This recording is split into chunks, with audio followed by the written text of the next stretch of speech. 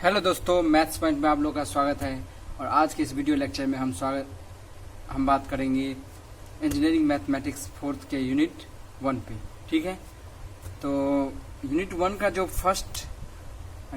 का जो चैप्टर है वो है फंक्शन ऑफ कॉम्प्लेक्स वेरिएबल्स।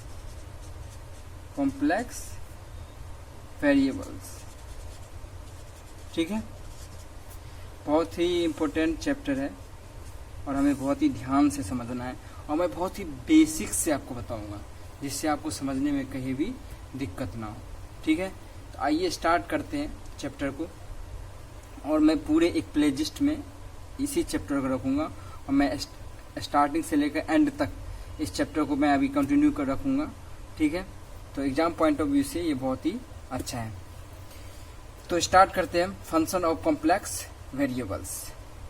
इसमें देखिए आप कि इस चैप्टर के नाम से ही पता चलता है कि यहाँ पे फंक्शन होगा और कॉम्प्लेक्स नंबर होगा और कुछ वेरिएबल्स होंगे। ये सब मिलके ये एक चैप्टर बना रहा है। ठीक है, कॉम्प्लेक्स नंबर तो आप समझ गए होंगे, जिसमें इमेजिनरी नंबर और रियल नंबर मिलके बनता है। ठीक है, वेरिएबल्स मतलब x y z a b c. ठीक है, उसके बाद फंक्शंस की जो वेरिएबल्स होते हैं वो एक फंक्शन का फॉर्म करता है। ठीक है, जब हम इसे कोऑर्डिनेट देते हैं। तो आइए स्टार्ट करते हैं। सबसे पहले कि हम क्या करते हैं, एक कॉम्प्लेक्स नंबर लेट करते हैं। तो लेट अ कॉम्प्लेक्स नंबर क्या करते हैं, जेड। एक हमने एक कॉम्प्लेक्स नंबर जेड हमने मान लिया। ठीक है, जो कि किस पेयर में है, एक ऑर्डर्ड पेयर में है। मतलब कहने का मतलब कि इसमें जो वेरिएबल्स होंगे वो एक ऑर्डर्ड पेयर में होंगे। ठीक है, वो कैसे कि मान लीजिए कोई दो वेरिएबल है एक्स और वाई, तो वो ऑर्डर्ड पेयर में कैसे होंगे, एक्स वाई। कहने का मतलब कि जो ये दो वेरिएबल्स हैं इसकी कोई भी वैल्यू हो सकती है। ठीक है, of any real number and is written as, इसको हम कैसे लिख सकते हैं, z equals to x plus iota y. ठीक है, तो कॉम्प्लेक्स नंबर का फॉर्म जो है वो इस तरह से बनता है, z equals to x plus iota y. ठीक है, उसके बाद यहाँ पे आयोटा जो है ये होता है अंडर रूट -1, क्योंकि ये इमेजिनरी नंबर है इसलिए हम इसको डिफाइन नहीं कर सकते हैं। इसलिए क्या है, अंडर रूट आयोटा माइनस का 1, ये नॉट डिफाइंड है क्योंकि कभी भी अंडर रूट में -1 नहीं आता है, इसलिए हमने इसको क्या माना है, इमेजिनरी नंबर। अब यहाँ पे ये x और y क्या है ये मैं आपको बताता हूँ। यहाँ पे ये x जो है वो क्या है, रियल नंबर है, लेकिन इधर ये इस दोनों में एक x और y जो है वो रियल नंबर है, लेकिन ये जो ये पार्ट है इसको हम कहते हैं रियल पार्ट। इसको कहते हैं रियल पार्ट और इसको कहते हैं इमेजिनरी पार्ट। क्या कहते हैं, इमेजिनरी पार्ट। और इसको हम किससे डिनोट करते हैं, जेड से। अब आइए हम आपको एक डायग्राम के माध्यम से मैं आपको बताता हूं कि कैसे ये परफॉर्म करता है। ठीक है, यहाँ पे मैं एक आर्गेंड डायग्राम बनाता हूं, इसका नाम है आर्गेंट्स डायग्राम। ठीक है, मान लेते हैं यहाँ पे ये है y एक्सिस, ये है x एक्सिस। ठीक है, उसके बाद यहाँ पे क्या है कि ये कोऑर्डिनेट है p x y, मतलब ये जो रियल नंबर है ऑर्डर्ड पेयर रियल नंबर, इसका ये कोऑर्डिनेट है p x y। ओके, उसके बाद यहाँ पे ये हो गया हमारा x और ये हमारा हो गया y, और यहाँ पे ये बनाता है क्या, थीटा, जैसा कि आप सबको पता है।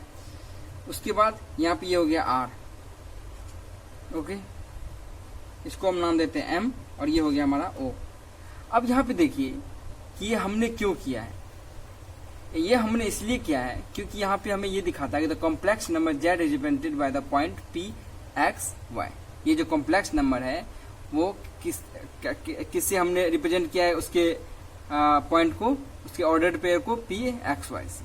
ठीक है, अब यहाँ पे हम if r, theta are the polar coordinate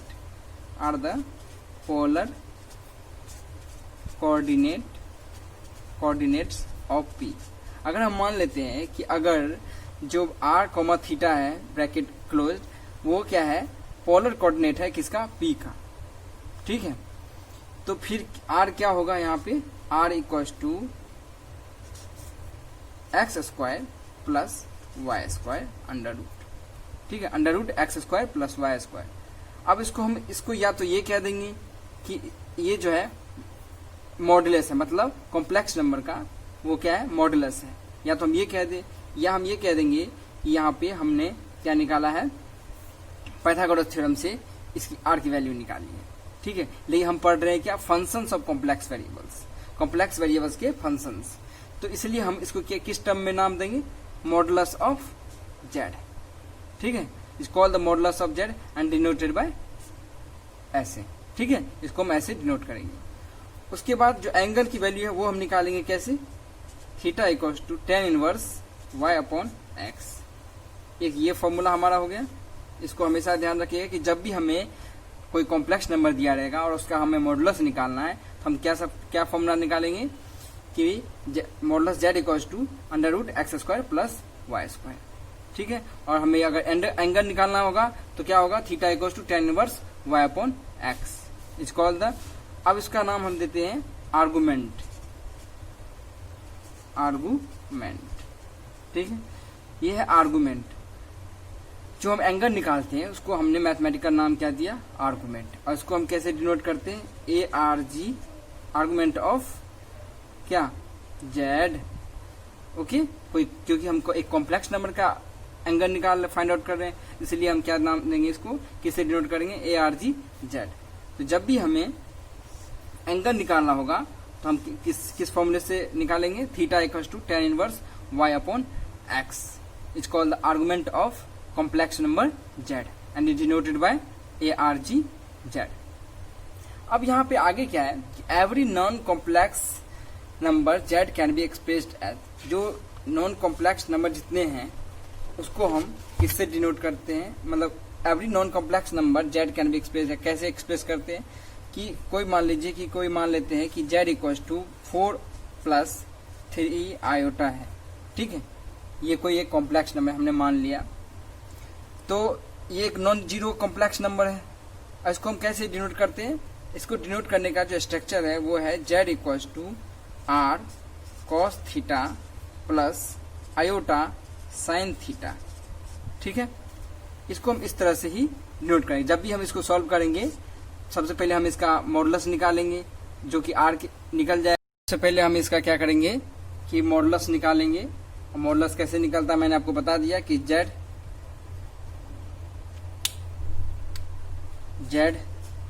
modulus equals to under root x square plus y square, ठीक है, जो कि r के बराबर होता है। उसकी जगह यहाँ पुट कर देंगे। उसके बाद cos theta plus iota sine theta, और अगर एंगल दिया रहेगा तो हम थीटा की जगह पे एंगल पुट करेंगे। फिर जैसे मान लीजिए 60 डिग्री दिया हुआ, cos 60 degree plus iota sign 60 degree, ठीक है। और ऐसे हम करके निकाल सकते हैं, ओके। और यहाँ पे r e की पावर आयोटा थीटा क्यों लिखा हुआ है, ये इसलिए लिखा हुआ है क्योंकि cos थीटा जो होता है वो cos थीटा डिनोमिनेटर में किसके बराबर होता है, e to the power iota theta minus e to the power minus iota theta upon 2। उसके बाद साइन थीटा किसके बराबर होता है, e to the power iota theta plus e to the power minus iota theta upon 2, ठीक है। तो ये हमारा ट्रिग्नोमेट्रिक फॉर्मूला है। तो इसलिए हम यहाँ पे ये फॉर्मूला हमने लगाया है। इसलिए यहाँ पे ये दोनों ये r मल्टीप्लाई होके और इस दोनों को सॉल्व करने के बाद ये हमारा आता है e to the power iota theta, ठीक है।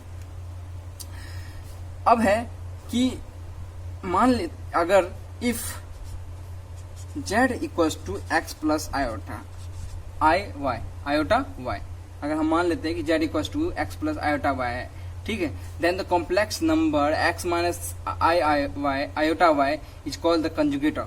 मतलब कि z equals to x minus iota y जो होगा वो क्या कहलाएगा, इसका इस कॉम्प्लेक्स नंबर का कंजुगेशन, मतलब कंजुगेट ये कहलाएगा इस कॉम्प्लेक्स नंबर का कंजुगेट, ठीक है। और इसको हम कैसे रिप्रेजेंट करते हैं, it is denoted by this z पे बार, ओके। तो अगर हम कहें कि इस कॉम्प्लेक्स नंबर का कंजुगेट क्या होगा, तो ऐसे हम डिनोट करेंगे, इक्वल टू हो जाएगा x माइनस आयोटा y। ठीक है, उसके बाद है कि कुछ फॉर्मूला है यहाँ पे कि जो z कंजुगेट का मॉडुलस इक्वल टू होता है z। ठीक है, वो कैसे, मैं आपको प्रूव करके दिखा देता हूँ। यहाँ पे देखिए कि पहले तो हमें पता है कि यही मान लेते हैं कि z equal to x plus iota y दिया हुआ है, तो इसका जो कंजुगेट हो जाएगा वो हो जाएगा, क्या हो जाएगा, और हमें पता है कि z इक्वल का मतलब कॉम्प्लेक्स नंबर का मॉडुलस क्या होता है, under root x square plus y square. ठीक है, होता है। अब यहाँ पे देखिए, अगर इसका कंजुगेट करेंगे या इसका पहले हम कंजुगेट करके यहाँ पे रख लेंगे तो ये फिर भी वही होगा। अब यहाँ पे देखिए, इस पहले हम इसका कंजुगेट करने के बाद ये आ जाता है हमारा, और इसको मॉडुलस निकालेंगे तो वही आ जाएगा। आयोटा का स्क्वायर क्या होता है, आयोटा का स्क्वायर -1 होता है। यहाँ पे मैं करके दिखा देता हूँ। पहले देखिए कि इसका मैंने z का कंजुगेशन क्या होगा, x माइनस आयोटा वाई। ठीक है, कर दिया हमने, और इसका स्क्वायर कर देंगे। ठीक है, तो ये क्या आ जाएगा हमारा एक्स स्क्वायर, और ये आयोटा का स्क्वायर का होता है माइनस, तो माइनस माइनस प्लस हो जाएगा, तो x square plus y square, वही चीज जो हमने मॉडल, इसलिए हमने क्या किया कि ये इसको किसके इक्वल हो गया, कॉम्प्लेक्स नंबर के मॉडुलस के इक्वल। उसके बाद है ये एक फॉर्मूला हो गया, ये हमें ध्यान रखना है। उसके बाद ये है कि z मॉडुलस का होल स्क्वायर इक्वल टू होता है z बार। ये कैसे होगा, ये मैं आपको करके दिखाता हूँ। ये है z मॉडुलस का whole square equal to z की पावर z बार, मतलब कंजुगेट। ये कैसे, आप देखिए यहाँ पे कोई मान लेते हैं कि x प्लस आयोटा y है। ठीक है, इसका पहले हम मॉडुलस निकाल देते हैं। मॉडुलस निकालने पे क्या होगा, ये x square plus y square. अब इसका स्क्वायर करेंगे तो ये हट जाएगा, अंडर रूट हट जाएगा। ठीक है, तो ये आ जाएगा x square plus y square. अब यहाँ पे देखिए वही चीज, एक्स जेड क्या हो गया, एक्स प्लस आयोटा वाई, और इसका कंजुगेट क्या हो जाएगा, एक्स माइनस आयोटा वाई। इस दोनों को ए स्क्वायर माइनस बी स्क्वायर हो जाएगा, तो ये क्या हो जाएगा एक्स स्क्वायर, और ये आयोटा का स्क्वायर क्या होता है -1। ठीक है, तो ये +1 हो जाएगा। आ गया सेम, ओके। तो ये था हमारा इसका प्रूफ। ये भी इम्पोर्टेंट फॉर्मूला है जो हमें याद रखना। आगे जब हम क्वेश्चन सॉल्व करेंगे तो हम सबका यूज करेंगे। उससे पहले हम इस टॉपिक में, अभी इस वीडियो में हम कुछ इंट्रोडक्शन पढ़ेंगे, जो हमने पढ़ लिया है अभी इंट्रोडक्शन। उसके बाद हम डेफिनेशंस पढ़ेंगे। ठीक है, उसके बाद हम पढ़ेंगे डेफिनेशंस। कुछ डेफिनेशन पढ़ने के बाद function of a complex variable. ठीक है, उसके बाद लिमिट ऑफ एफ जेड। उसके बाद नेक्स्ट टॉपिक में हम पढ़ेंगे continuity of F of Z, derivation of F of Z, analytic function, और कैच। उसके बाद हम आगे टॉपिक पढ़ते जाएंगे। तो सबसे पहले हम कुछ डेफिनेशन स्टार्ट करते हैं।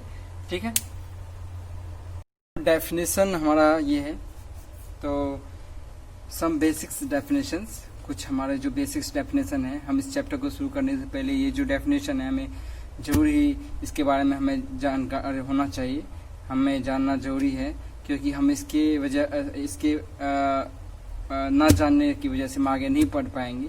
ठीक है, तो आइए स्टार्ट करते हैं हम। Let S be a non empty set. Non empty, उम्मीद है कि आपको नॉन एम्प्टी सेट का पता ही होगा। एम्प्टी सेट होता है, एक नॉन एम्प्टी सेट होता है, मतलब वो सेट जिसमें जो एलिमेंट हो वो नहीं होता है। ठीक है, उसे एम्प्टी सेट कहते हैं। जिसमें एलिमेंट होता है उसको हम कहते हैं नॉन एम्प्टी सेट। ठीक है, तो let S be a non empty set of a complex numbers, मतलब ये कह रहा है कि कोई कॉम्प्लेक्स नंबर्स हैं, उसके नॉन एम्प्टी सेट्स हैं। ठीक है, उसको माना है S. And delta be a positive real number, और डेल्टा जो है वो एक पॉजिटिव रियल नंबर है। ओके, तो आइए हम उसी के इसको मानते हुए, इसको हमने सपोज किया है कि एक एस जो है वो कॉम्प्लेक्स नंबर्स का नॉन एम्प्टी सेट है, जिसमें डेल्टा जो है वो एक पॉजिटिव रियल नंबर है। उसके तब जाके यहाँ पे क्या किया, पहला डेफिनेशन जो दिया हमारा वो है सर्कल को डिफाइन किया। वो कैसे, एक कॉम्प्लेक्स फॉर्म में कैसे किया है कि modulus of z minus a equals to r represent a circle C with centre at the point a, यहाँ पे point a, and radius r. इसमें सब कुछ दे दिया है। देखिए आप यहाँ पे ये पूरा जो है वो एक सर्कल को रिप्रेजेंट कर रहा है, जिसमें जो सेंटर यहाँ पे represent circle C with centre at the point a, point a पर क्या है, सेंटर है, एंड रेडियस आर, रेडियस क्या है, आर है। ठीक है, आप वैसे भी ये भी देख सकते हैं, जब मॉडुलस हटेगा तो ये क्या आ जाएगा, जेड स्क्वायर और z square minus a square equal to r हो जाएगा। ठीक है, तो ये सर्कल का इक्वेशन होता है। तो represent a circle of C with centre at the point a and radius r. उसके बाद है ओपन डिस्क। ओपन डिस्क होता है कि the set of points which satisfies the equation, जो एक सेट ऑफ पॉइंट्स होता है। इसमें क्या होता है कि सेट ऑफ पॉइंट्स होता है, मतलब जैसे कोऑर्डिनेट हम ले लेते हैं, या हम या ये कह सकते हैं कि जो पॉइंट जितने सारे हैं, जैसे पॉइंट मान लीजिए कि जैसे मैंने आपको बताया था कि पी एक्स वाई जो है वो क्या है, ये कॉम्प्लेक्स नंबर का कोऑर्डिनेट है, पॉइंट है। ठीक है, तो वो उसमें बहुत सारे ऐसे कोऑर्डिनेट्स हैं, तो वो एक सेट बनाता है जिसमें बहुत सारे क्या होते हैं, एक फंक्शंस होते हैं। तो the set of points which satisfies the equation z modulus of z minus z naught less than delta defines an open disc of radius delta with centre at z naught equals to x naught comma y naught bracket close. ये कह रहा है कि set of point है जो कि satisfy करता है इस इक्वेशन को, modulus of z minus z note, मतलब किसको, इसको मान लीजिए इक्वेशन ऑफ सर्कल को, या कोई इक्वेशन मान लीजिए।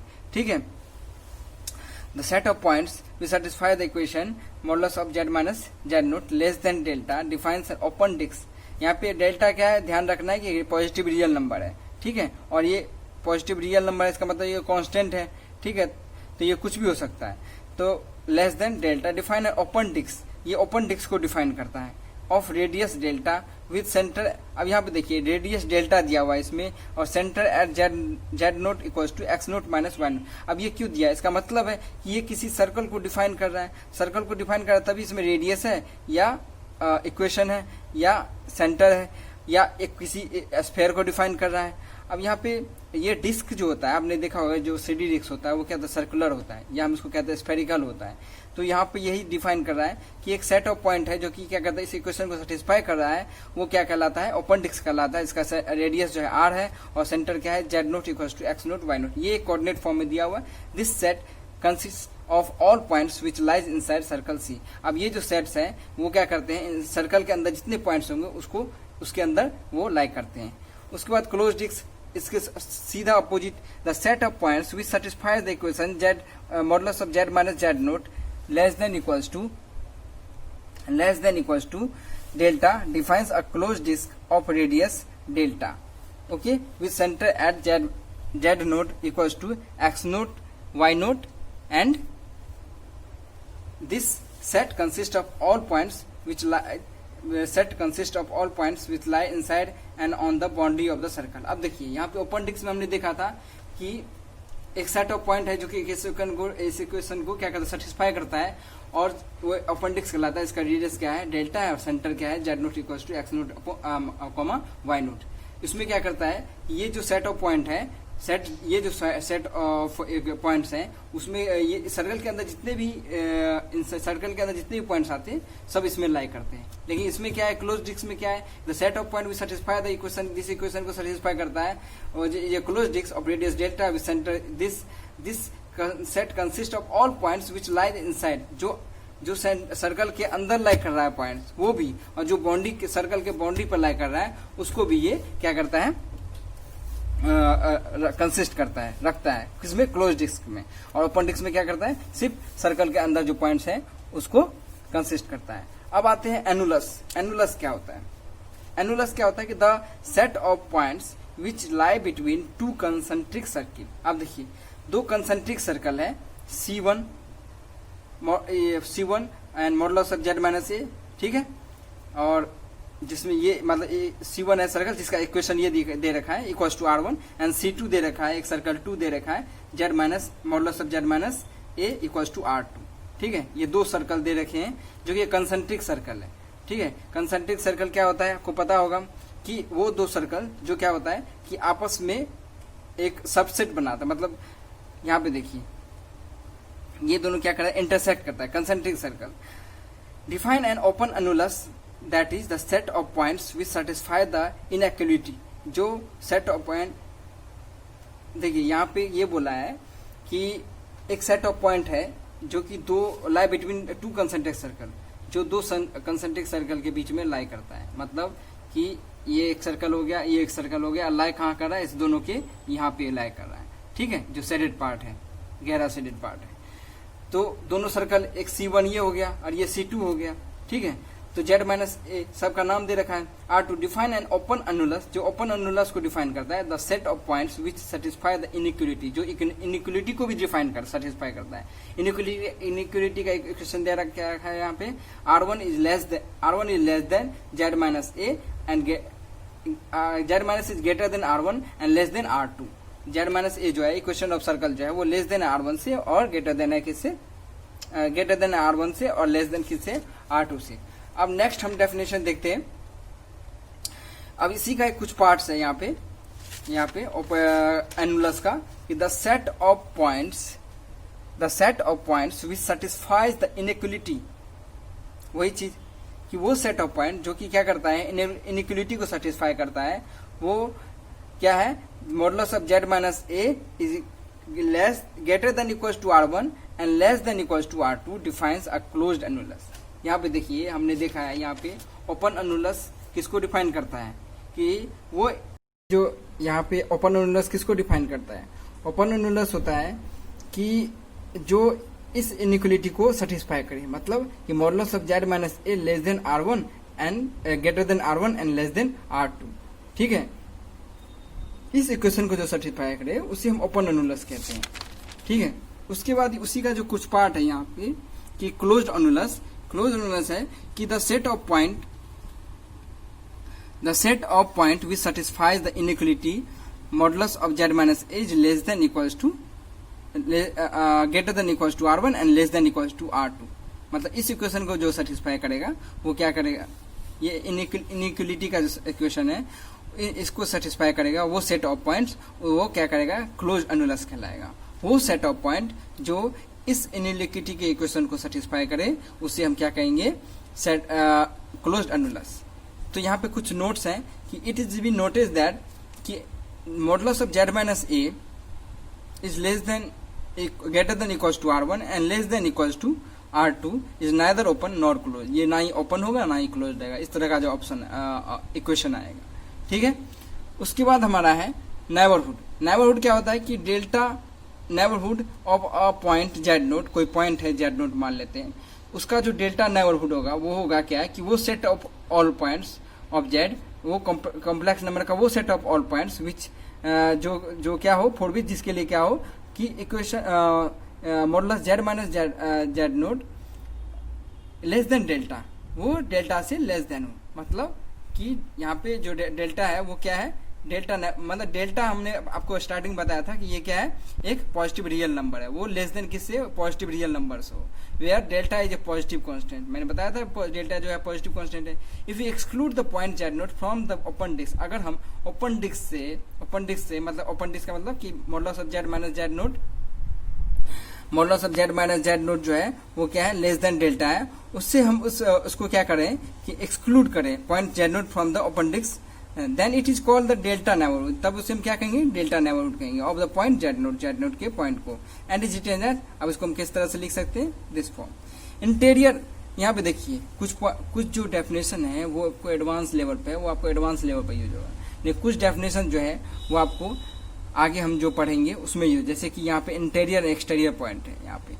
तो इंटीरियर एक्सटीरियर पॉइंट क्या होता है कि जो नॉन एम्प्टी, यहाँ पे देखिए नॉन एम्प्टी क्या है, set of complex number. A point Z is an interior point of S। S किसको डिनोट करता है, non empty set of points of complex number. A point Z is an interior point of S। एक point है Z जो कि इस non empty set of point का क्या है, इंटीरियर पॉइंट है। इफ ऑल, तब होगा जब क्या होगा, if all points in some delta neighbourhood of Z are in S। अगर डेल्टा नेबरहुड का कुछ पॉइंट जो हो वो क्या हो, S में हो, तभी क्या होगा कि वो मतलब S का जो कुछ पॉइंट है वो इंटीरियर में होगा। ठीक है, मतलब कुछ पॉइंट जो है वो S के इंटीरियर में होगा। मतलब S मतलब समझ गए आप, यहाँ पे non empty set of complex number है। उसके बाद कह रहा है यहाँ पे एक्सटीरियर तब होगा जब क्या होगा, if they are outside of S। S के आउटसाइड होगा। अब यहाँ पे बाउंड्री पॉइंट है, बाउंड्री पॉइंट क्या कहलाता है कि a point z is boundary point of S if every delta neighbourhood of z contains at least one point of S and at least one point not in S. मतलब कम से कम एक point हो और कम से कम एक पॉइंट एस में नहीं हो। For example the point on the circle modulus of z minus z naught equals to r the boundary point for the disc modulus of z minus z naught less than equals to r. अब यहाँ पे आगे देखिए, आप समझ जाइएगा। यहाँ पे देखिए सर, यहीं पे है इसका पार्ट। तो यहाँ पे ये point z is a boundary of point of S, मतलब ये बाउंड्री पॉइंट किसी भी non empty set of complex number का बाउंड्री पॉइंट तभी होगा। ये point z is a boundary point of S, S का एक पॉइंट जेड जो है वो तभी बाउंड्री पॉइंट होगा जब क्या होगा, if every delta neighbourhood of the Z contains at least, वो जितना भी डेल्टा नेबरहुड कॉम्प्लेक्स नंबर का जितना भी डेल्टा नेबरहुड है वो क्या करेगा, एटलीस्ट कम से कम एक जो है वो पॉइंट एस में रखे, ठीक है। और at least one point not in S, मतलब एटलीस्ट कम से कम एक पॉइंट जो है वो एस में ना हो। For example the point on the circle, जैसे कि मान लेते हैं कि यहाँ पे एग्जांपल दिया है कि जो कॉम्प्लेक्स सर्कल का इक्वेशन है ये modulus of z minus z naught equals to r the boundary point for the disc modulus of z minus z naught less than equals to r. अब आगे देखते हैं open and close set. Open and close set क्या होता है? A set S is open if every point of S, if every delta neighbourhood of z contains at least one point of S. कह रहा वही है, सेम चीज। Open and close set है कि सेट एस इज ओपन, एक set जो है, सेट ऑफ पॉइंट जो है वो ओपन कहलाएगा जब एवरी पॉइंट ऑफ, जब क्या होगा कि एवरी पॉइंट ऑफ एस, जब सभी पॉइंट ऑफ कॉम्प्लेक्स नंबर जो non empty set of complex number के जो सभी पॉइंट हैं वो क्या होंगे, ओपन होंगे if every delta neighbourhood of Z contain at least one point of S. मतलब कि जितना भी नेबरहुड डेल्टा नेबरहुड है कॉम्प्लेक्स नंबर का वो कम से कम एक जो है एस का पॉइंट रखे। यहाँ पे वही है, वही चीज यहाँ पर देखिए, दूसरा डेफिनेशन है कि a set S is open if every point of S is an interior point while a set S is closed if every boundary point of S belongs to S. मतलब a set S is open, एक set S जो है वो open होगा। S मतलब समझ जाइए आपकी non empty set of complex number. एक non empty set of complex number का क्या है, सेट है, इज ओपन तभी ओपन कहलाएगा कि every point of delta is an interior, जब सभी डेल्टा जो होगा, डेल्टा का पॉइंट होगा वो इंटीरियर पॉइंट होगा। While a set S is closed every boundary point, जब सभी बाउंड्री पॉइंट जो है वो क्या होंगे, is belonging to S that is the S equals to, ये इक्वेशन देखिए कि जेड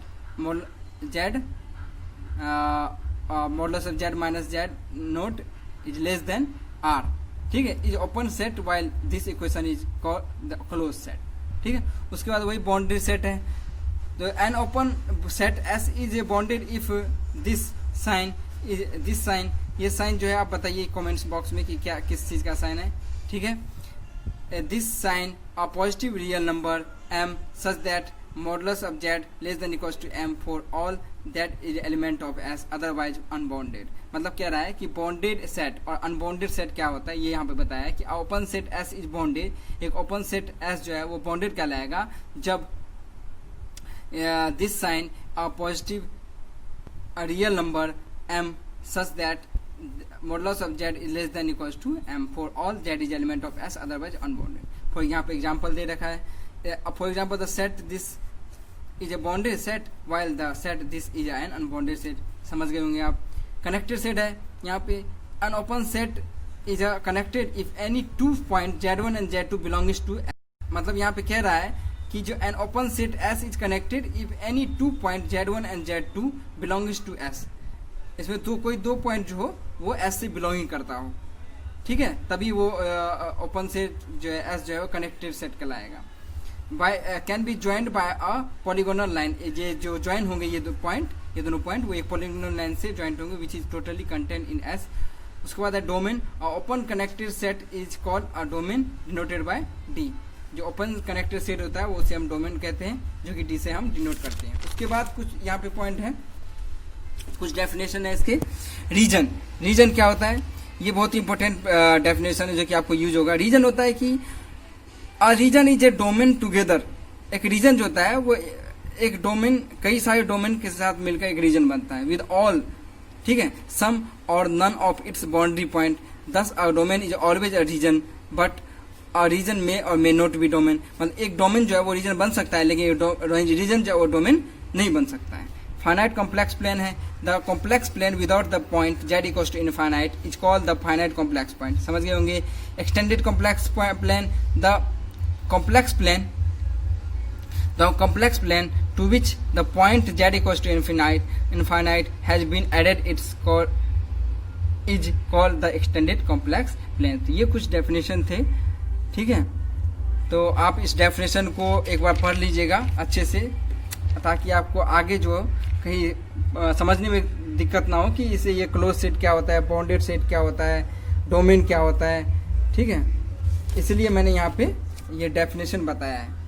बाकी आपको ये जो है कोई एग्जाम पॉइंट ऑफ व्यू से आपको नहीं बताया, एग्जाम पॉइंट ऑफ व्यू से ये डेफिनेशन नहीं पूछेगा, ठीक है।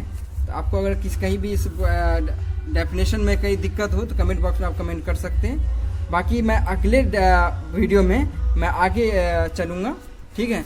जैसे कि function of a complex variable, limit of F of Z, continuity of F of Z, derivative of F of Z, analytic function. उसके बाद और भी आगे टॉपिक है जैसे कि मान ले कि एंटायर फंक्शन, उसके बाद तो इस तरह से कॉची रायमन इक्वेशन उसके बाद है। तो कुछ बहुत ही इंपॉर्टेंट टॉपिक्स आने वाले हैं। तो मैं इस चैप्टर को जो फंक्शन ऑफ कॉम्प्लेक्स नंबर है उसको मैं आगे बढ़ाऊंगा, जरूर पूरे चैप्टर ख़त्म करूंगा, मेरा ये आप लोगों से प्रॉमिस है। तो आप लोग देखते रहिए और अगर आपको पसंद आए हमारा वीडियो तो आप जरूर हमारे चैनल को सब्सक्राइब करें, लाइक करें और शेयर जरूर करें। थैंक यू, धन्यवाद।